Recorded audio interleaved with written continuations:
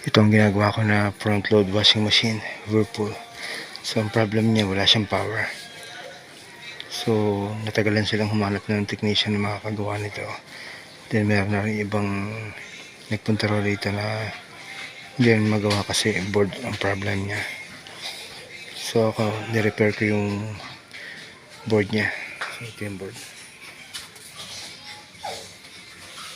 So ngayon, type na yan, power on, power.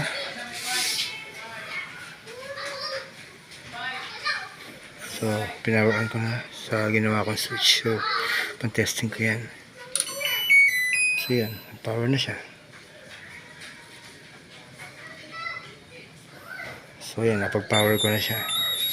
Kaya meron pa siyang pinapakitang error code.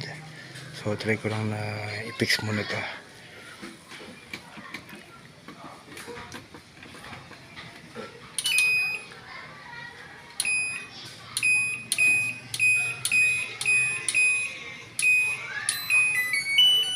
So yan, naka-power off siya pag nakatapat dito. Yan.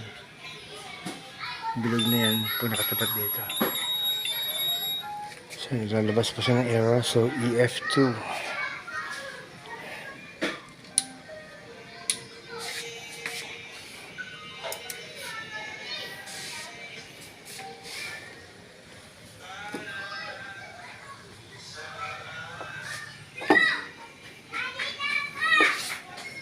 So yan, yun ang unang problem niya, wala siyang power.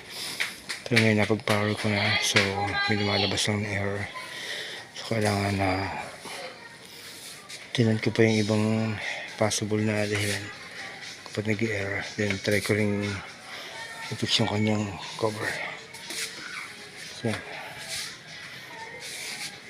So try ko po ulit na gawin para mapulido, para okay na. So mahalaga, napag-power ko na siya.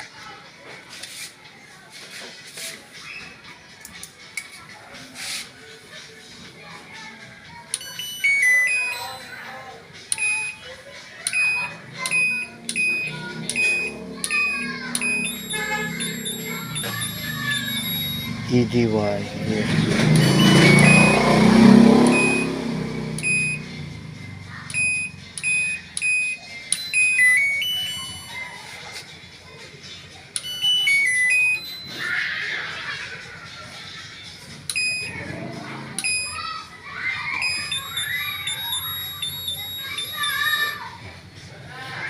Gagawin ko pa, so hopefully magawa agad.